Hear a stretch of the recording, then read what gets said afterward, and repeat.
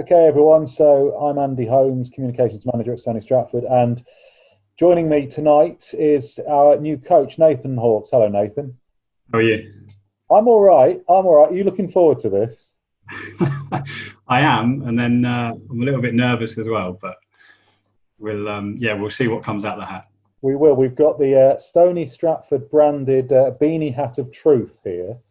So plenty of questions, some serious, some not so. So let's delve in. These are all from players and from members. So we will see if you've been stitched up with this. Right. First Sure, there's a question. couple in there. I think this is a gentle loosener outside the off stump. Who is your cricketing hero?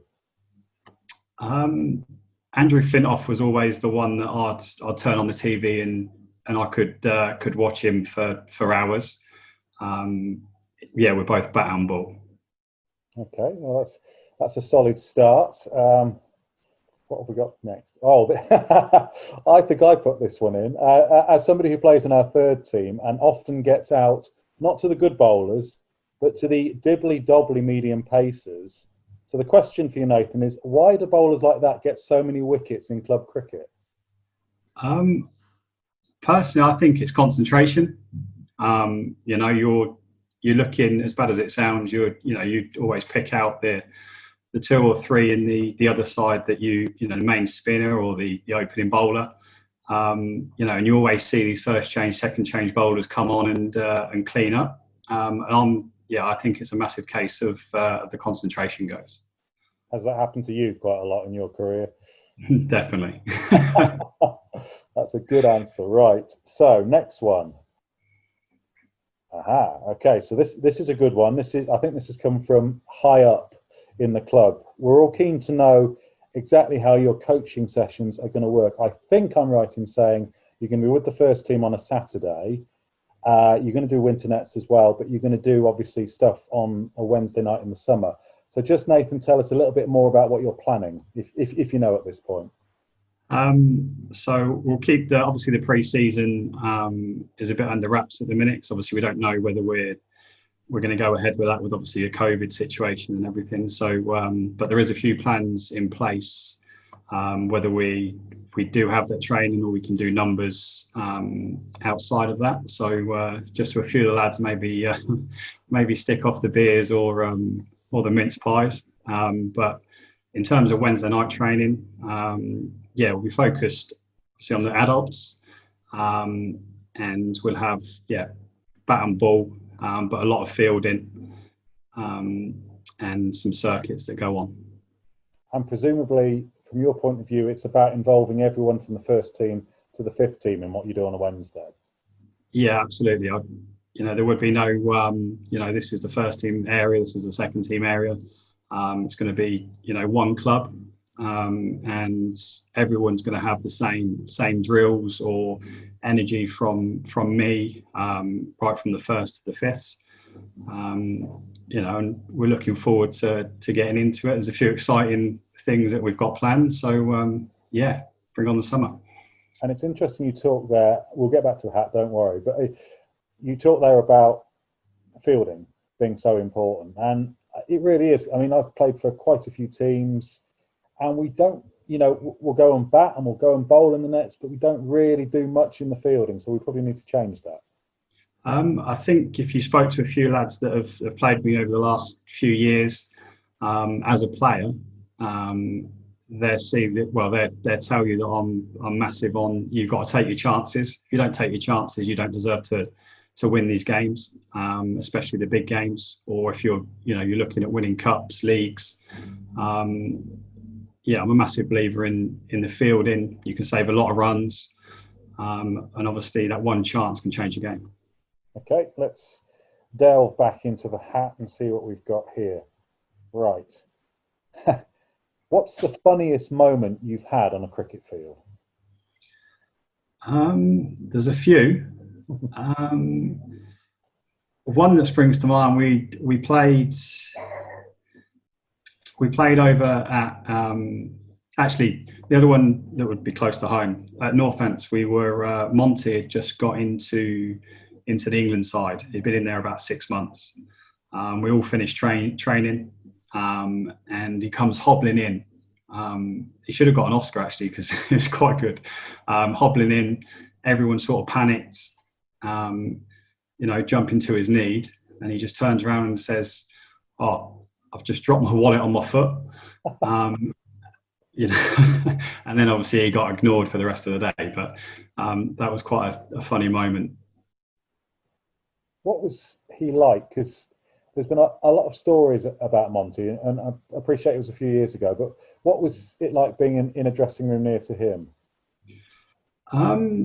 He's an interesting character, but I will say one thing. When he got criticised for his fielding, obviously he's a world class, one of the best spinners there's been, but he was always last out there, training, catching balls, fielding, and working on his batting.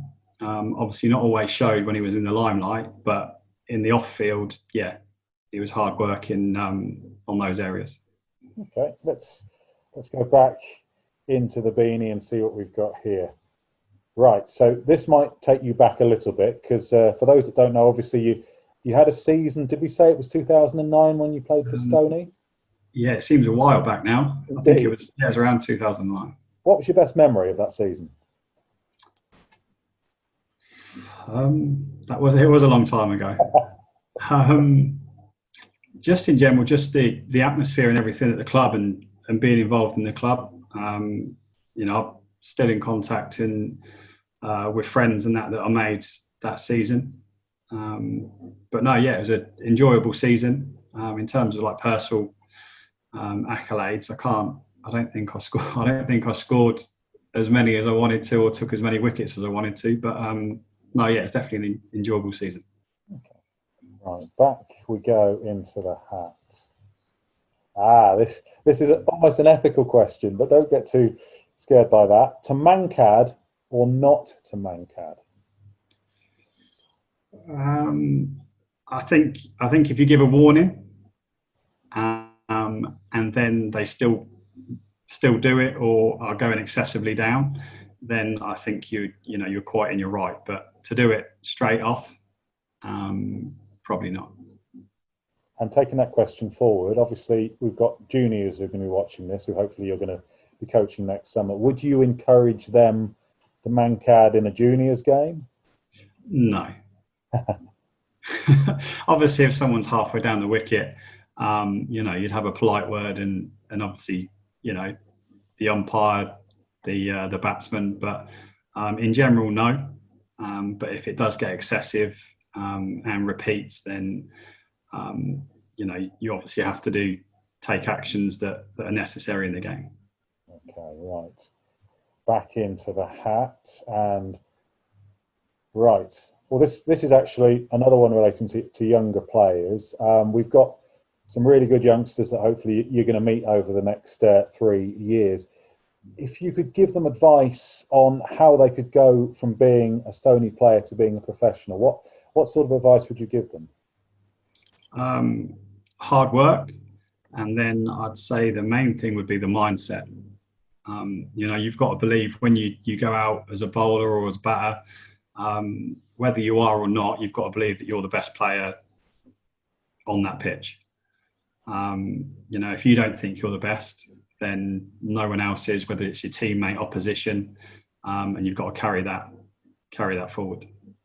How difficult is that to achieve? Because obviously we all have our mental health, we all have our foibles. How is it that the guys at the top level, I mean, Kevin Peterson's someone that's always put across as being so supremely confident. How do they achieve that, do you think? I think he's a different level, but someone like him, he's so headstrong. If he had a run of 5 ducks or not getting any runs, he'd still think he was the best in the world. And I have no doubt that he would train 110%, Monday morning, Friday night, after a test match.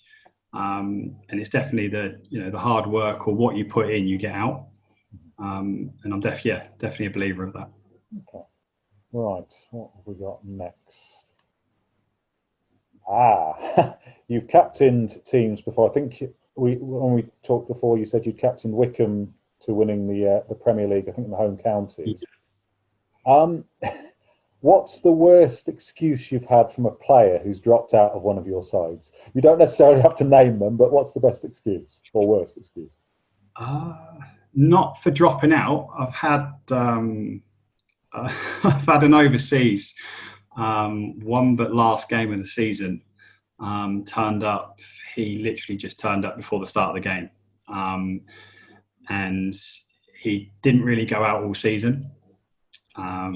Very good. He played for South Africa A, still plays now, and he didn't. No one could get hold of him. Wasn't at his flat. Nothing. Turned up really apologetic. Not really there. And he didn't really say why he was late. He sort of blamed it on the trains. Then we sort of got going into the game. Found his courage to apologise, and then we found out that he met a female friend. So 6 months later, and but then it took him an hour into the game to actually explain why he was late. Did he go on to score the winning runs or take the winning wicket? He didn't actually that day, but he'd done enough throughout the season to. And luckily enough, it was the season we won the league, so I'll let him off. Right, next up then. Okay.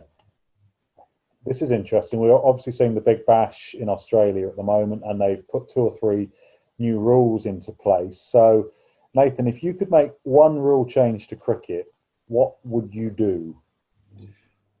Good question. To any cricket or?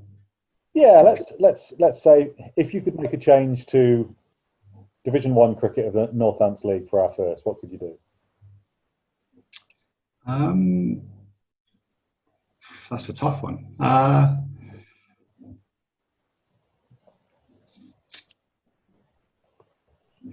You could maybe have, I know it's been trialled before, but maybe the batters can choose their own power play. I quite enjoyed that when that was trialled. So maybe the batters could choose their power play. Okay, right. Back into the hat. This has come from the Groves family. I don't know if you've had the pleasure of them. There's Anita and Damo, and then there's Josie, I think, who plays in our third team, is a really good leg spinner, and there's a couple of other good, I think, ladies in our Diamonds team as well. Have you experienced the Stony Stratford Beer Festival, first of all? I have, yeah. Okay, so if you had to name a beer for said festival, what would you call it?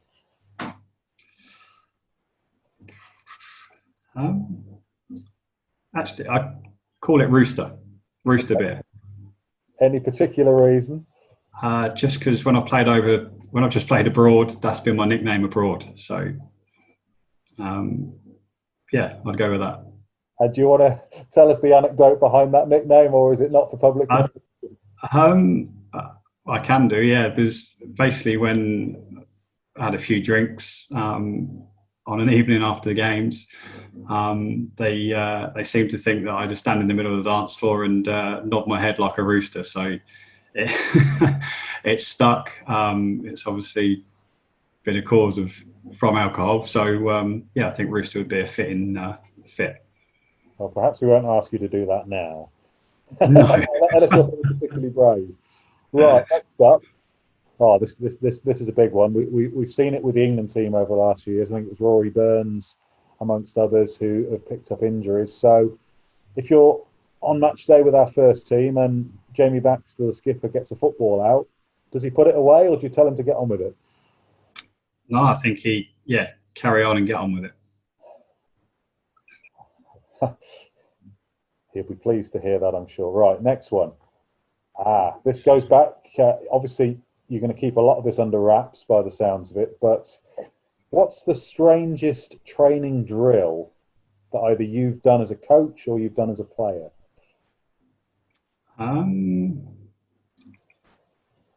Strangest. I've been involved in a lot of sessions, but I remember when I played football, we did one where we had to run up to the penalty spot whilst we'd had to spin round and then run to the ball, and obviously much comedy ensued because we were all over the place. I don't know how that helped us with the football, but it's one that we did. To be fair, yeah, I have done that as a player, round the stump and runs the ball underarm flick at a target. That's similar. So off the top of my head, that would be one of them that I wouldn't recommend. No, apart from maybe on tour, perhaps. Maybe. We've sort of done this one, but I'll ask it. What's the weirdest nickname you've had? Anything other than Rooster? I imagine Belly's involved with this one. He's gave me. I had Lloyd Christmas when I was a player at Stony Stratford. Right. That's a film reference, isn't it? I think. Yeah. Which I don't honestly know what the reference is, but I don't know. We had all pictures up above our seats in the changing rooms when the year I played, and that's the one that got stuck above my chair. Oh, okay. Well, we'll see what happens this summer with that. Whether they'll risk doing one for the coach. It's almost a serious one. It feels like a job interview sort of question. What are your expectations for your 3 years with Stony? To try and get as many teams promoted as we can, but not only that, to obviously see the progression from the last 2-3 years to then three years time. It doesn't always have to be promotion, but as long as everyone's competing and we can get all the teams up into the highest leagues we can, then that's the main goal for us. Okay. We've got a few left in here, so do you want to keep going, or are you ready to stop? Yeah, no, I'm happy to keep going. Okay. Which coach has influenced you the most, and why?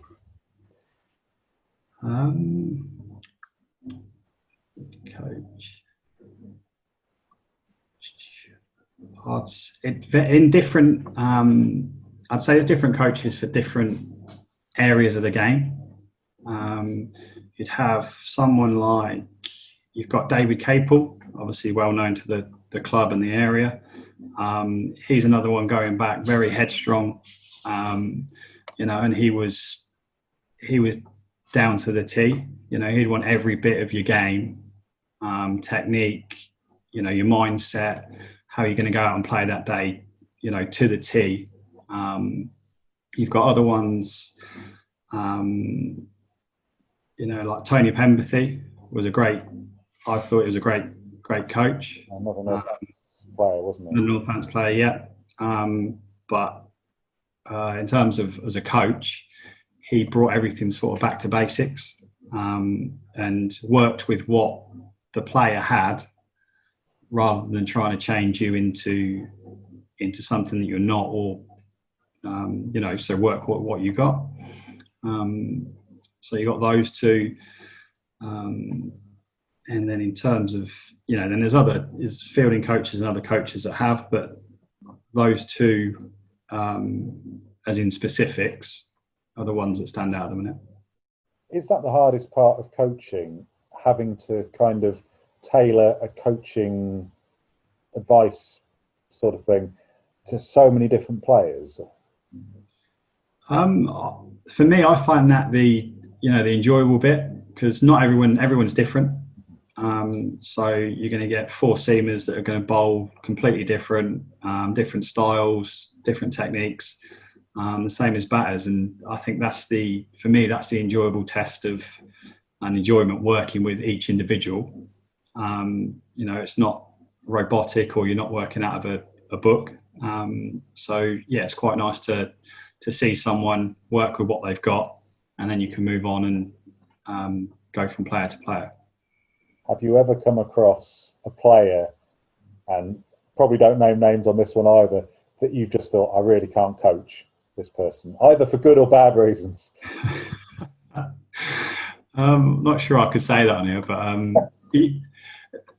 but yeah, like you get, I wouldn't say like black and white that it's no and yes, but you do see limitations on what they could do.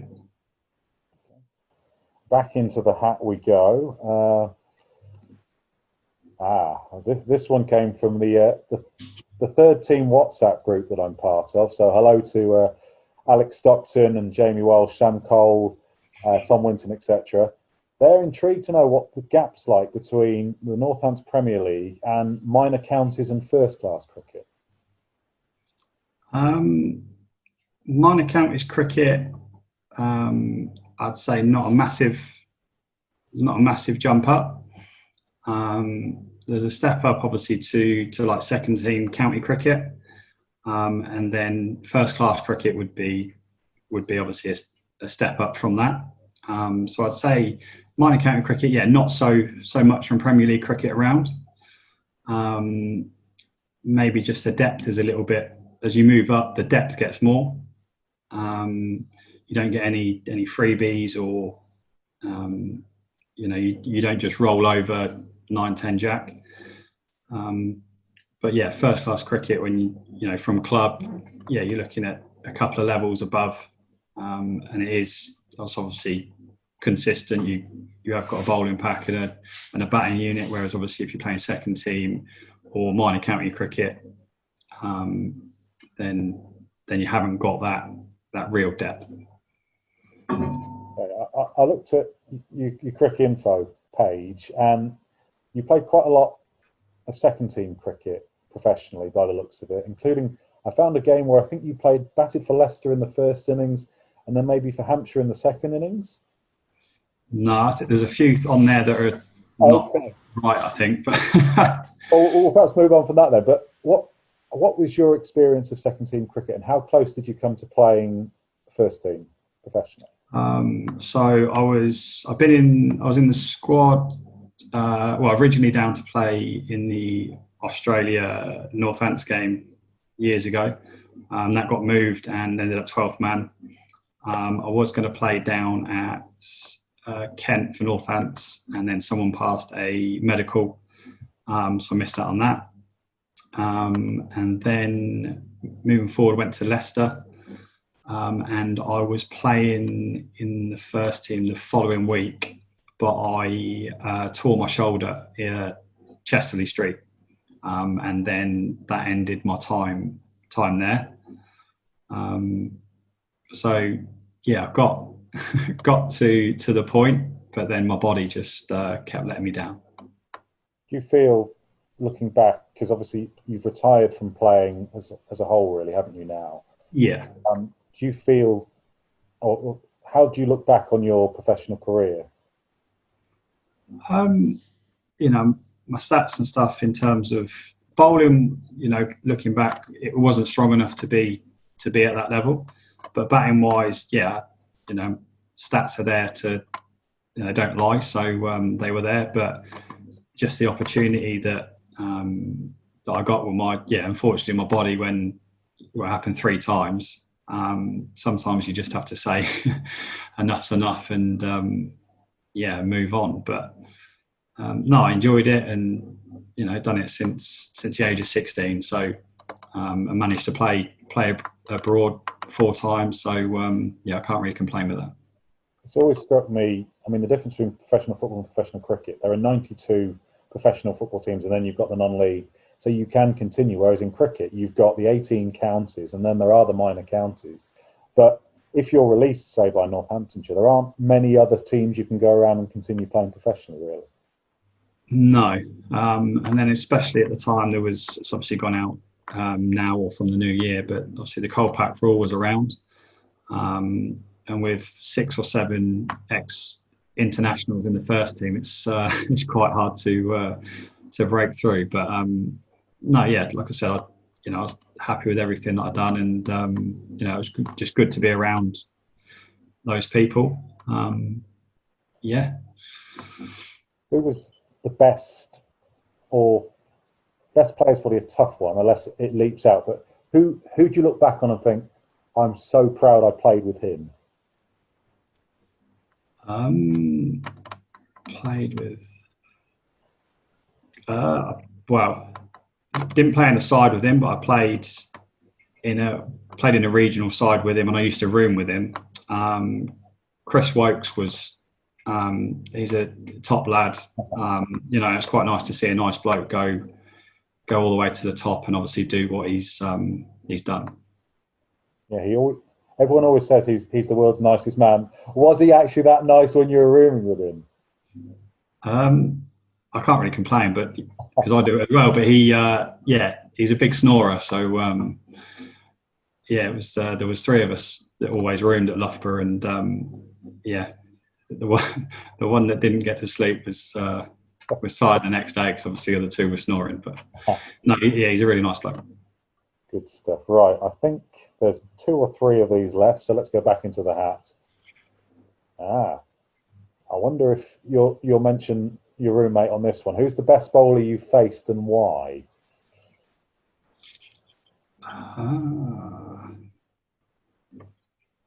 That is seamer or spinner? I think just unless you've got a seamer and a spinner lined up, then we can talk. Just don't say belly. No, my phone's probably going. He's texting. Rushworth at Durham was very good.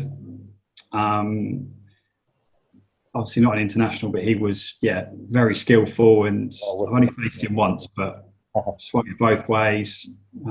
Steady pace, but the skills he had was very good. And then there's other ones. Obviously, you've got Woakesy, or you've got Liam Plunkett. Spinner was definitely Monty.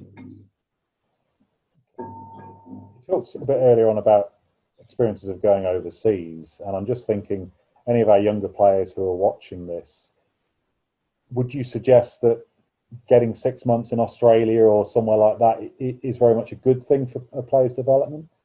Yeah, absolutely. I think if you go abroad as a youngster, or in your around 20, you get to spend 6 months abroad playing cricket, being around that environment abroad is something that no one should miss out on if they get the opportunity. Just make sure that it is the right place you go for you. But no, I definitely recommend any youngster, that loves their cricket or wants to improve to spend a winter abroad. How did you find it? Because every cricket book I read from the professionals who spent the season abroad, the expectations on them as cricketers is so high, but they're also not necessarily given any quarter when it comes to the opposition and things like sledging. It definitely toughens you up playing abroad. You are the overseas, and they do expect you to perform. I definitely found that South Africa and Australia, definitely the two toughest places, but enjoyable at the same time. Like I was one that always loved a battle on the pitch, and to have that expectation on you as well to go out and perform. I enjoyed that, but it's definitely something that youngsters should do if they want to. Is it tougher than facing the beanie hat of truth, as far as It's very similar. Right, I think we've got 3 left. This is another ethics one. To walk or not to walk? I shouldn't say this. Not to walk. Not to walk. Why is that? I mean, I think I could possibly guess. I think the umpires are there to do their job. I think there's obviously a middle ground for this, because you can't go and slash at one or cut one wide of the off stump and stand there. But I think if it's close or it's down the leg side, or I think it depends on the situation. Like if it's that obvious, then no, I think you got to go. But yeah, there's a situation for everything. Can you understand lads that don't walk? Yeah, because you get, in terms like looking on the batting side of things, you get, you know, whatever level you're playing at, or juniors or whatever, you're always going to get a bad decision, and you're always going to get a decision that goes for you. So I think over a season, you know, it's going to balance itself out. Okay, right. I think there are two left in here, so let's see what we've got for this one. This is very, very village and club cricket. 2020, obviously, we had issues with tees, and we had to bring our own stuff along. Going forward, subject to COVID, obviously, if it was up to Nathan, cricket tees, bring your own or not? What, the club to supply it, or the just no tee? Yeah, I think it's bring your own tee, or the club does it, I think. Definitely the club does it. I remember especially at home, I remember the tees at Stony being very good. So, well, they've not got any worse, I can tell you. So we'll look forward to that. COVID permitting next summer. Last question. Oh, this is getting quite deep. I hope you're ready for this one. What's your biggest cricketing regret? Other than doing this interview? It's up there. Biggest regret. I'll be completely honest. When I was 17, my biggest regret is signing a deal at Northants when I should have left for another county. That's probably my biggest regret looking back. And why was that a regret? I appreciate you possibly can't tell us too much more about that, but I'm a little intrigued. Just with obviously then when you're in the moment and you get placed a piece of paper in front of you, it's quite easy and everything just to sign. I wish I'd have looked back and, you know, looked at the pathway, shall we say, to go through, and there was opportunity elsewhere, and I should have not been tunnel visioned and explored options. Okay, well, thank you so much for giving up your time on this Friday evening. Is there anything else you'd like to say to people at Stony Stratford about joining the club and what you're looking forward to? No, I'm just looking forward to meeting everyone, and getting stuck in when we can, obviously with the situation. But no, we're in planning now for the new year. So yeah, I'm just looking forward to getting stuck in. Well, thank you for answering the questions tonight. I look forward to being put through my paces at coaching sessions. Slightly harder than the rest for asking all those questions, but we appreciate your time, and I hope you have a safe and wonderful Christmas, Nathan. Cheers, thank you, and you.